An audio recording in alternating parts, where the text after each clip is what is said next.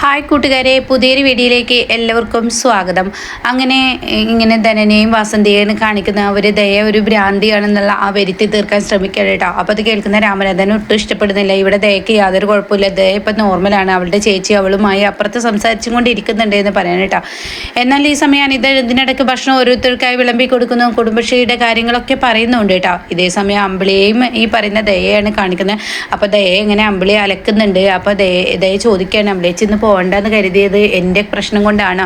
അതുകൊണ്ടല്ല മോളെ, കാരണം ഞാനിന്ന് പോകണ്ടെന്ന് കരുതിയത് ചേരുവിൻ്റെ കുഞ്ഞുങ്ങൾക്ക് ഇപ്പോൾ പനിയൊന്നുമില്ല, അസുഖം ഭേദമായിരിക്കും നമ്മൾ പറഞ്ഞു, അതുകൊണ്ട് പോകണ്ടെന്ന് വെച്ചു, അത്രയേ ഉള്ളൂ. എന്തായാലും നീ നിൻ്റെ മനസ്സിനെ ധൈര്യപ്പെടുത്തുക. ആ ചേച്ചി, ഞാൻ എൻ്റെ മനസ്സിനെ ധൈര്യപ്പെടുത്താൻ നോക്കുന്നുണ്ട്, എന്തായാലും എൻ്റെ മനസ്സിനെ പാകപ്പെടുത്തുന്നുണ്ട്, എനിക്കത് അംഗീകരിക്കണം എന്നൊക്കെ ഇങ്ങനെ പറയുകയാണ്. എന്തായാലും പണികൾ ചെയ്ത് എൻ്റെ മനസ്സിലോട്ട് കൊണ്ടുവരാൻ ശ്രമിക്കണം എന്നൊക്കെ പറഞ്ഞിട്ട്, എന്നാൽ എൻ്റെ മോളിത് ചെയ്യും, ഞാൻ കുഞ്ഞിൻ്റെ അടുത്തോട്ട് പോട്ടെ എന്നൊക്കെ പറഞ്ഞിട്ട് ദയ അവിടെ തനിയാക്കി പോവാണ് കേട്ടോ. ഇതേ സമയം നന്ദുവിൻ്റെ ആ ഇരട്ട സഹോദരൻ മിഥുനുണ്ടല്ലോ, അവിടെ പുറത്ത് വന്ന് നിൽക്കുന്നുണ്ട്. അപ്പം മിഥുനാണെങ്കിൽ ദയോട് ഒരു കാര്യം സംസാരിക്കാനുണ്ട്. ദയ ഇങ്ങനെ തിരുമ്പിയത് ഉണക്കുമ്പോൾ ദയ എന്ന് പറഞ്ഞിങ്ങനെ വിളിക്കുകയാണ്. അപ്പോൾ ദയ പിറകിലോട്ട് നോക്കുമ്പോൾ ദയ കാണുന്നത് മിഥുനായിരിക്കൂട്ടോ. മിഥുൻ പറയാണ്, ദയ ഞാൻ പ്രേതമല്ല, ഞാനിങ്ങനെ ആളാണെന്ന് പറയുമ്പോഴേക്കും ദയ ആകെ അലറി വിളിച്ചും കൊണ്ട് അകത്തോട്ട് കരഞ്ഞുകൊണ്ട് വരികയാണ്. അപ്പോഴേക്കും അമ്പിളി എല്ലാവരും ഓടി വരണം, എന്താ മോളെ എന്ന് ചോദിക്കുമ്പോഴേക്കും ദയയുടെ ബോധം പോവാണ്. പിന്നീട് ദയയുടെ മുഖത്ത് വെള്ളം കുടയുന്നു, വെള്ളം കൊടുക്കുന്നു, അങ്ങനെയൊക്കെ ആയി ദയ കണ്ണ് തുറക്കണം. എന്താ പ്രശ്നം എന്ന് ചോദിക്കുമ്പോൾ അവനെ കണ്ടു ആ മിഥുൻ ആ നന്ദു എന്നിങ്ങനെ പറയുന്നുണ്ട് കേട്ടോ. അപ്പോൾ ഈ സമയം അമ്പിളി പറയണേ, ദയ ആരെ കണ്ടെന്ന് പുറത്ത് പോയി നോക്ക് ശബരി എന്ന് പറയണം. അപ്പോൾ ശബരിയും ധനനും കൂടി പുറത്ത് പോകണം. അപ്പോഴേക്കും രാമനാഥൻ പറയണേ, ആ ഫോട്ടോഗ്രാഫർ നന്ദുവിനെ അവിടെ കണ്ടിട്ടുണ്ടോ എന്ന് നോക്ക്, അവൻ്റെ പ്രേതം ഉണ്ടെന്ന് നോക്കിയെന്ന് പറയണം. അങ്ങനെ അവർ രണ്ടുപേരും പുറത്തിറങ്ങുമ്പോൾ പെട്ടെന്ന് കാണാൻ വീടിൻ്റെ പിറകിൽ നിന്ന് ഒരാൾ ഇറങ്ങി വരുന്നത് കേട്ടോ. അത് കണ്ടവിടെ തന്നെ ശബരി ചോദിക്കുക, നിങ്ങൾ എന്താ ഇവിടെ? ഞാൻ റീഡിങ്ങിന് വന്ന ആളാണെന്ന് പറയണം. അങ്ങനെ കറണ്ട് ബില്ലും കൊടുക്കാൻ കേട്ടോ. അപ്പോൾ നിങ്ങൾ ഇവിടെ വേറെ ആരെങ്കിലും കണ്ടില്ല? ഞങ്ങളാരും കണ്ടില്ല എന്നിങ്ങനെ പറഞ്ഞിട്ട് അവർ പോകുന്നു കേട്ടോ. ഇതേ സമയം നന്ദു മുന്നിലൂടെ ഇങ്ങനെ ഹെൽമെറ്റ് വെച്ച് പോകുന്നുണ്ട്, പക്ഷേ ഇവർ കാണുന്നില്ല, നന്ദു അല്ല കേട്ടോ, മിഥുന്. അങ്ങനെ പോകുന്നുണ്ട്. അങ്ങനെ ധനൻ ഇങ്ങനെ അകത്തോട്ട് കയറി വരുമ്പോൾ വാസന്തി പുറത്ത് നിൽക്കുന്നുണ്ട്, ശബരിയാണെങ്കിൽ അകത്താണ്. അപ്പോൾ വാസന്തി പറയും, എന്തൊരു രസമാണ് കാണാൻ എന്നിങ്ങനെ വാസന്തി പറയുന്നുണ്ട് കേട്ടോ.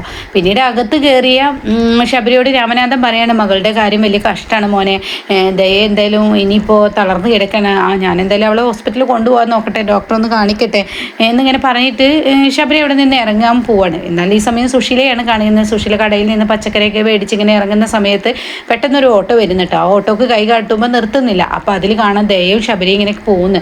ദയ ഇങ്ങനെ തളർത്തി കൊണ്ട് കിടത്തിയിട്ടുണ്ട്, തൻ്റെ മടിയിലോട്ട് ഇങ്ങനെ കിടത്തിയിട്ടുണ്ട്. അപ്പോൾ ശബരി പോകുന്നത് കാണുമ്പോൾ, ഇത് ശബരിയും ദയാണല്ലോ, നല്ല അവസരമാണ് എനിക്ക് കിട്ടിയിരിക്കുന്നത്, ഈ അവസരം മുതലെടുക്കണം, ഈ അവസരം തന്നെ മുതലെടുത്ത് ആ വീട്ടിലോട്ട് പോകണമെന്ന് കരുതിയിട്ട് സുശീല പെട്ടെന്ന് അങ്ങോട്ടേക്ക് പോവുക. അപ്പോൾ ധനൻ ഇങ്ങനെ പുറത്ത് തൻ്റെ ഡ്രസ്സുകൾ അലക്കുകയാണ്. അപ്പോഴാണ് ഇങ്ങനെ സുശീല കയറി വരുന്നത്. ഇവരുടെ വരവ് ഒരു പന്തികേടുണ്ടല്ലോ, എന്തിനായിരിക്കും ഇവരുടെ ലക്ഷ്യം എന്നൊക്കെ ഇങ്ങനെ ചിന്തിച്ചിട്ട്, സുശീല ആൻറ്റിയോ, എന്താ ഈ വഴിക്ക് പതിവില്ലാത്തൊരു വരവ്, അതെന്താ എനിക്ക് ഇങ്ങോട്ടേക്ക് വരാൻ പാടില്ലേ അത് എന്നൊക്കെ പറയുമ്പോൾ പറയണേ, എന്തായാലും ദയക്ക് ഇവിടെ വെയ്യ എന്നൊക്കെ പറഞ്ഞു കേട്ടോ. അപ്പോൾ ദയക്ക് വെയ്യാത്ത നിങ്ങൾ പറഞ്ഞു, അതൊക്കെ നാട്ടിൽ പാട്ടല്ലേ ദയക്ക് വയ്യാത്തത്, അത് കൊള്ളാലോ എന്ന ഭാഗത്തിൽ തന്നെ ഇങ്ങനെ നിൽക്കണം. അപ്പോൾ തന്നെ എവിടെ ശബരിയും ദയയും ഇതിനുള്ളിലുണ്ടോ, എത്രയായാലും ബന്ധുക്കളല്ലേ, വന്ന് നോക്കേണ്ട ഉത്തരവാദിത്തമൊക്കെ എനിക്കുണ്ടല്ലോ എന്ന് പറയുമ്പോൾ ശബരിയും ദയ ഇവിടെ ഇല്ല, അവർ പുറത്ത് പോയിരിക്കുകയാണെന്ന് പറയട്ടെ, അവളെ ഡോക്ടറെ അടുത്തോട്ട് കൊണ്ടുപോയിരിക്കുക എന്ന് പറയണം.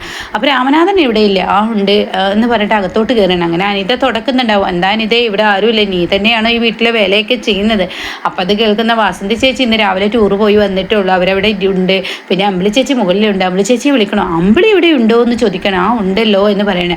അല്ല, ഞാൻ ഇവിടെ രാമനാഥനെ കാണാൻ വേണ്ടി വന്നതാണ്, എൻ്റെ അച്ഛനെ ഇവിടെ ആ റൂമിലുണ്ട്, എന്നാൽ ഞാൻ വിളിക്കട്ടെ എന്ന് അനിത പറയുമ്പോൾ, വിളിക്കണം, ഞാൻ അവിടെ പോയി കണ്ടോളാം എന്ന് പറഞ്ഞ് രാമനാഥൻ്റെ റൂമിലോട്ട് ഇടിച്ച് കയറുക കേട്ടോ. അപ്പോൾ രാമനാഥനെ, സുശീലേ എന്താ പതിവില്ലാത്ത ഒരു വരവെന്ന് ചോദിക്കണേ. ഒന്നുമില്ല, രാമനാഥനെ കാണുന്ന വയസ്സല്ലേ കാണണമെന്നൊക്കെ തോന്നി, പിന്നീട് ദയക്ക് ഇവിടെ സുഖമില്ല എന്നൊക്കെ കേട്ടു. ദയക്ക് ആ ഫോട്ടോഗ്രാഫർ നന്ദുവിനെ എന്തൊക്കെ കണ്ടു എന്നൊക്കെ പറഞ്ഞിട്ടുള്ള പ്രശ്നങ്ങളാണ്.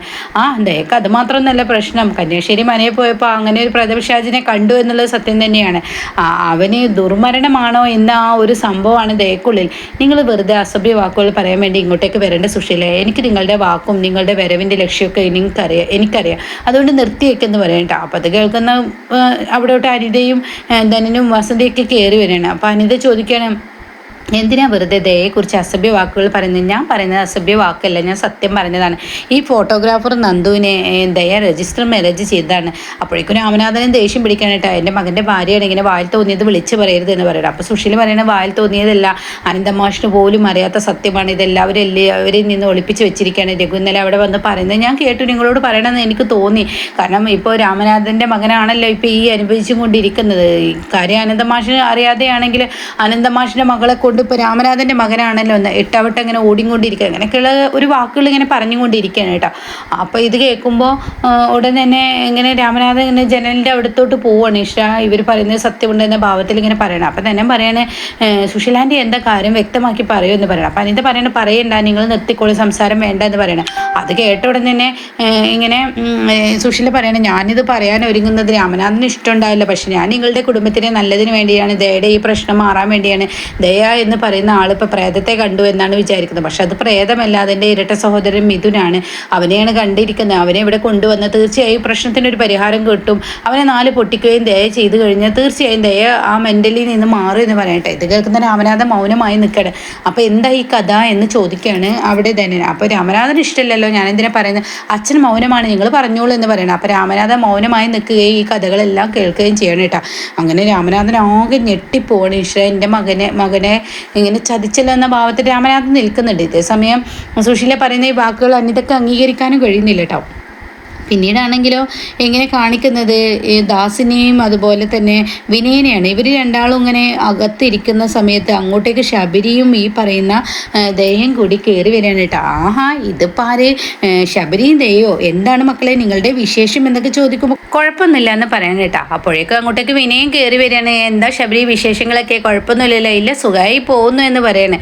അങ്ങനെ ദാസ് ദയോട് ചോദിക്കുകയാണ്, എന്താ ദയ നിൻ്റെ ശബരിയുടെ വീട്ടിലുള്ള താമസമൊക്കെ എങ്ങനെയുണ്ട്, ഇപ്പോൾ അടിപൊളിയല്ലേ എന്നൊക്കെ ചോദിക്കുമ്പോൾ ഞാൻ ശബരിയേട്ടൻ്റെ വീട്ടിൽ ഇന്നും ഇന്നലെ താമസിക്കൽ തുടങ്ങിയതല്ലേ, അല്ലല്ലോ, എനിക്ക് എന്നും ശബരിയേട്ടൻ്റെ വീട്ടിൽ താമസമുണ്ടല്ലോ, കുറച്ച് ദിവസങ്ങൾ ഞാൻ അങ്ങോട്ടേക്കൊന്ന് മാറി എന്നല്ലേ ഉള്ളൂ. അല്ല ഇപ്പോഴത്തെ വിശേഷങ്ങൾ എന്താ മോളെ, എന്തായാലും നിൻ്റെ മനസ്സിലുള്ള തോന്നലും ചിന്താഗതിയൊക്കെ ഒന്ന് മാറ്റുന്നത് നല്ലതാണ്. പ്രേതം പിശാച് എന്നൊക്കെ നീ ഇങ്ങനെ സങ്കല്പിക്കുന്നത് അത് ശരിയല്ല. പ്രേതവും പിശാചും അങ്ങനെ ഒരു സാധനവും ഇല്ല, അത് നിൻ്റെ തോന്നൽ മാത്രമാണ് എന്നിങ്ങനെ ദാസ് പറയട്ടെ. അപ്പോൾ വിനയം പറയണേ, ശരിയാണ് മോളെ, അത് ഇരട്ട സഹോദരൻ മിഥുനാണ്, നന്ദുവിൻ്റെ ഇരട്ട സഹോദരൻ മിഥുനാണ്, നീ വിചാരിക്കുന്നത് പോലെ അവനൊരു പ്രേതവും പിശാചും ഒന്നുമല്ല എന്നിങ്ങനെ പറഞ്ഞു കൊടുക്കുക കേട്ടോ. അപ്പോൾ ഈ സമയം ഇതൊക്കെ കേട്ട് ദയയുടെ മുഖഭാവം ഇങ്ങനെ മാറി മറിയുന്നുണ്ട്. എന്നാൽ ഈ സമയം ശബരിയാണെങ്കിലും ഇവൾ ഇനിയും വയലൻ്റ് ആവുമോ എന്ന പേടിയോടുകൂടി ശബരി നിൽക്കുന്നുണ്ട്, ദാസ് നിൽക്കുന്നുണ്ട്. അങ്ങനെ ദാസ് നല്ല രൂപത്തിൽ ഇത് പറഞ്ഞ് ശരിയാക്കാൻ നോക്കുകയാണ്. പക്ഷേ പുറത്താണെങ്കിലും അതിലും വലിയ പൊട്ടലും ചീറ്റലുമാണ് ഉണ്ടായിരിക്കുന്നത്.